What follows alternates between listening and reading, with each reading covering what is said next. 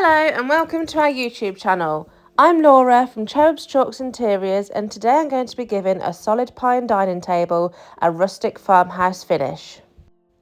This table, which has been modelled by Toby the dog, is already a very rustic piece, but it's got really nice chunky legs. You can see that the tabletop is quite worn and scratched, but I'm going to work with that rusticness and give it a gorgeous farmhouse feel. It came with 4 of these spindle chairs, and I thought this project was perfect for a silk mineral paint makeover. Being as the table was waxed pine, it requires a lot of prep. The first step is to remove the wax. I do this using my carbide scraper. You have to work with the grain and remove as much of the wax as you can with this tool. Then it's time to sand. I'm starting with an 80 grit, and I'm going to try and remove some of those scratches and indents. On a large flat surface like this, it's great to use an orbital sander. Tabletops are always quite a big job, so I always use the tools that make it easier for me. I will then follow with a 120 grit sandpaper. This will help to smooth out the surface. Again, always make sure that you're working in the direction of the grain. This will stop any damage to the wooden surface. Now I'm going to paint the table base and the chairs using black sands, which is a really dark charcoal grey from the silk mineral paint line.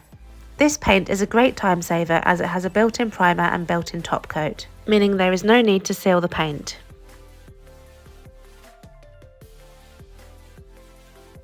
Now I'm going to get to work on staining the tabletop. I'm going to start off using some Voodoo Gel Stain in Tobacco Road. This is a brown shade. I'm going to use my blue sponge to apply this, and I always mist the surface first to make it easier to work with. I'm just going to work in small sections at a time so that it doesn't dry out whilst I'm working with it, and I just simply wipe this all over the tabletop. Now, as I previously mentioned, I'm going for a rustic vibe on this one to work with what's already there. So I'm giving a light sand all over the tabletop again. I know it may seem a little bit strange to sand off most of the gel stain that I've already applied, but my intention is to leave some of that in the wood grain so that we have some darker areas. And eventually it will all look variegated, as though we've got layers of varnish that have accumulated over years of use. Now I'm going to apply in some areas some of the Up in Smoke Voodoo Gel Stain. This is a grey wood stain. I'm only going to apply this in certain areas, specifically where I have sanded back most of the Tobacco Road.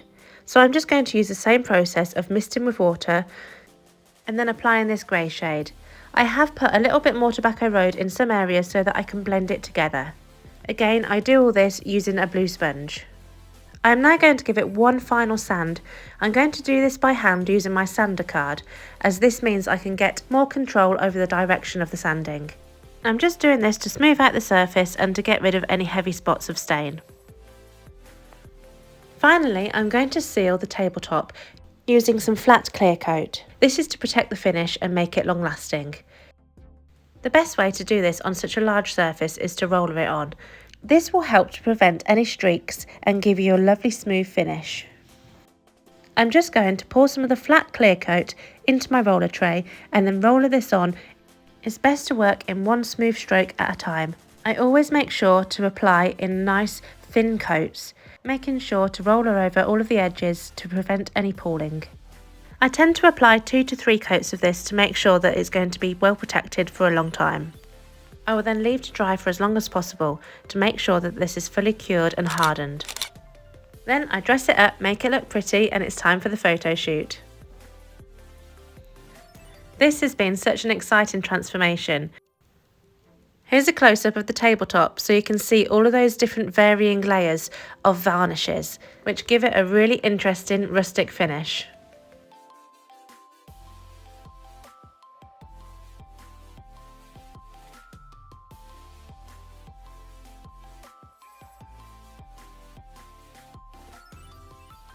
As we come to the end of our latest video, I hope that you've enjoyed what you've seen.